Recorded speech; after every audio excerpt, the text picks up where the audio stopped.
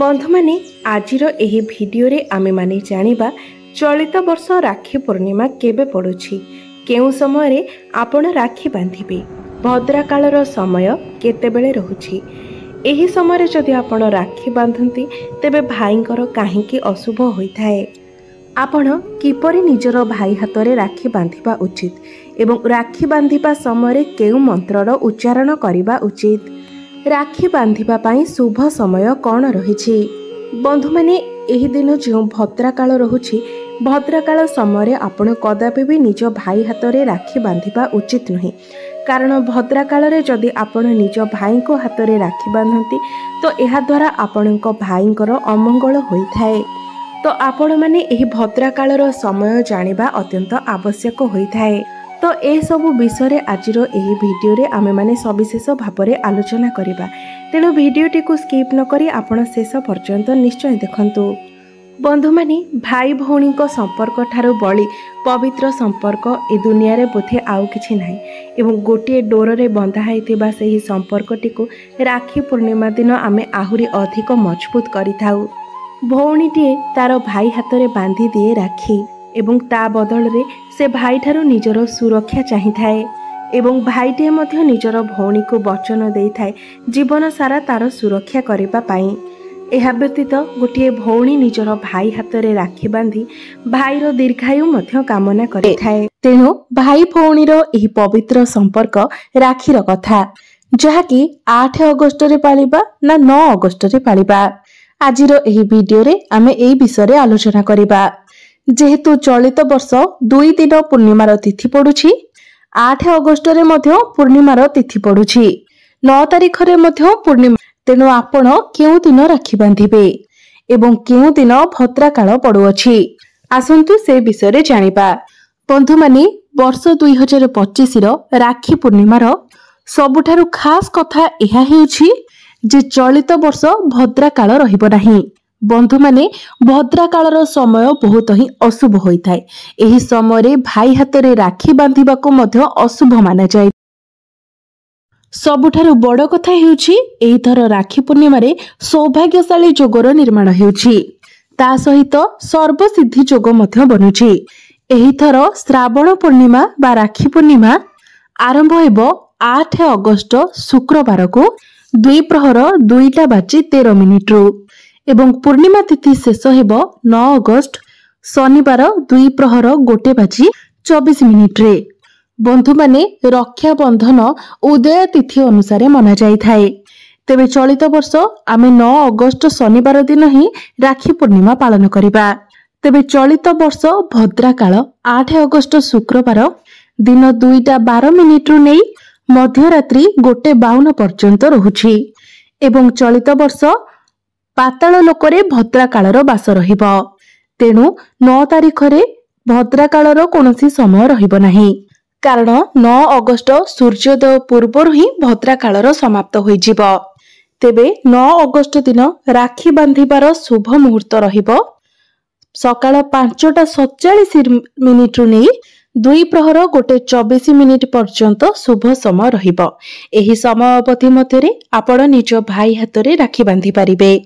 ध्यान रखिबे दिन 2टा परे पूर्णिमा तिथिर समाप्त होई जाउछि। तेणु दिन 2टा पूर्वरु आपण माने राखी बंधनर काम शेष करबा पई चेष्टा करंतु। राखी बांधिबार किछि विशेष नियम मध्य रही एवं प्रत्येक भौणी माने एहा जानिबा मध्य आवश्यक अटे। बंधु माने मने रखिबे जे राखी पूर्णिमाटी एक पवित्र दिन होइथाय। एही दिन आपण निज भाईंकर मंगल कामना करी शुभ कामना करी तांको हातरे राखी बांधि थांती। एही दिनटी आपणकर भाईंक पई उत्सर्गीकृत होइथाय। तो जेहेतु यह एक शुभ दिन अटे, आपण एही दिन केबे भी कला रंगर वस्त्र पिंधंतु नाही, कारण कला रंग को शुभ बोली माना जाय नथाय। एवं जेतेबेले आपण निज भाईंकर वंदापना करूछंती सेही समय आपण गोटे घियर दीप जलांतु एवं राखी बांधिबा समय सबु बेले देखिबे जे आपणकर भाईंकर मुख जेपरी पूर्व दिगकु रहिबो किंबा उत्तर दिगकु थिबो एवं राखी बांधुतिबा भौणीटी पश्चिम किंबा दक्षिण मुखा होई राखी बांधिबे। एहा द्वारा आपणक भाईंकर मंगल होइथाए।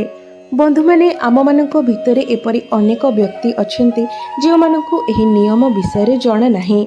तेबे आउ गोटे गुरुत्वपूर्ण कथा हेउछि आपण राखी पूर्णिमा दिन जदि प्रथम राखीटी कौनसी देवतांकु किंबा गोमातांकु अर्पण करती तापरे आपण निज भाईक हाथ में राखी बांधती तेबे एहा मध्य आपणक भाईक निमंते अत्यंत शुभ होइथाए।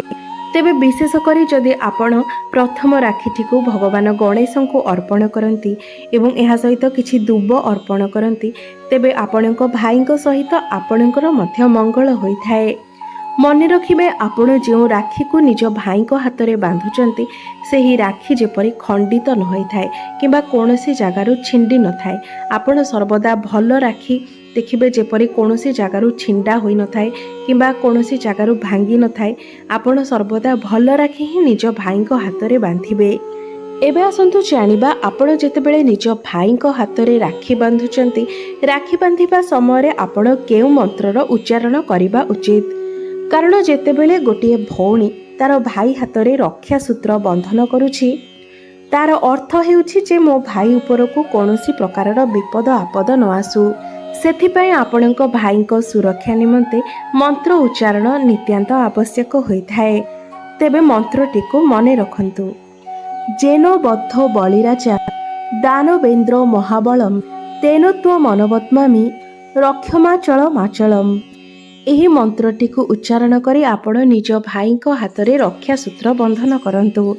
एही दिन मध्य आपणकर कुल पुरोहित माने निजर जजमानक हाथ में रक्षा सूत्र बंधन करिथांती।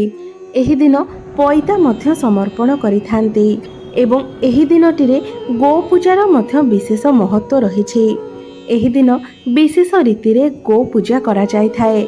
एही दिन गोरु गाई मानकु चंदन सिंदूर फूलमाल इत्यादि देई पूजा करा जाय थाए एवं पिठा भोग करा जाय थाए एवं जो पिठा गुड़िक गोमातांक निकटरे पूजा करा जाय थाए सेही पिठा गुड़िक गोमातांको खाइबाको दिया जाए।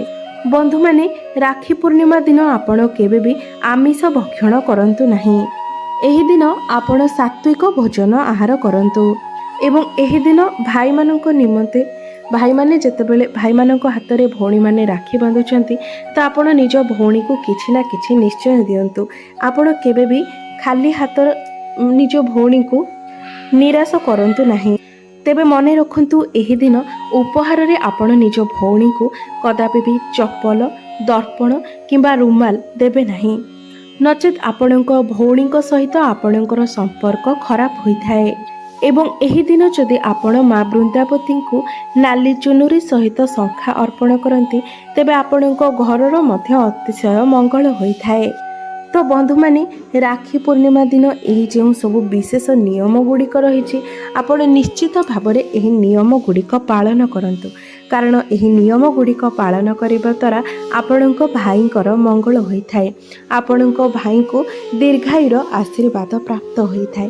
प्रत्येक भौणी माने चाहती सेमानक भाईंकर मंगल हेउ भाईंकर उन्नति हेउ एवं सारा जीवन सेमानक भाई तांकर रक्षार भार बहन करंतु सेमानक भौणी को सुरक्षा प्रदान करंतु। तो आपण माने निश्चित भाव में एही सब छोट छोट नियम गुड़ी को राखी पूर्णिमा दिन पालन करंतु। बंधु माने प्रतिटी भौणी पाई तार भाई सबुठारु एक गुरुत्वपूर्ण व्यक्ति होइथाए।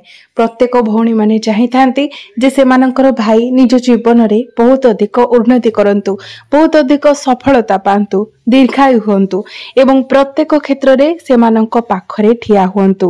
गोटे भौणी सबु बेले निज भाईर मंगल ही कामना करिथाए एवं एही मंगल कामना करी ही गोटे भौणी निज भाई हाथ रे राखी बांधिथाए। तेणु आपण माननकु आजिर भिडियो रे मु राखी बांधिबार जो सब नियम गुड़िक कहली से सब आपण मानिबा पई चेष्टा करंतु एवं राखी बांधिबा समय एही मंत्र को उच्चारण करे आपण राखी बांधंतु जहा फल रे आपणक भाईंकर मंगल हेबो एवं भाई मध्य आपणकर दीर्घायु हेबे। एहा सहित के उपहार गुड़िक आपण भाईंक ठारु नेबे एवं के उपहार गुड़िक आपण भाईंक ठारु नेबे नाही से विषय मध्य आजिर एही भिडियो रे मु आपण माननकु कहली। तो आपण माननकु जदि मोर एही भिडियोटी भल लागि थाए तो भिडियोटी को लाइक करी चैनल टी को सब्सक्राइब करिदेबे एवं कमेंट बॉक्स रे भक्ति एवं श्रद्धार सहित जय श्री जगन्नाथ निश्चय लिखिबे।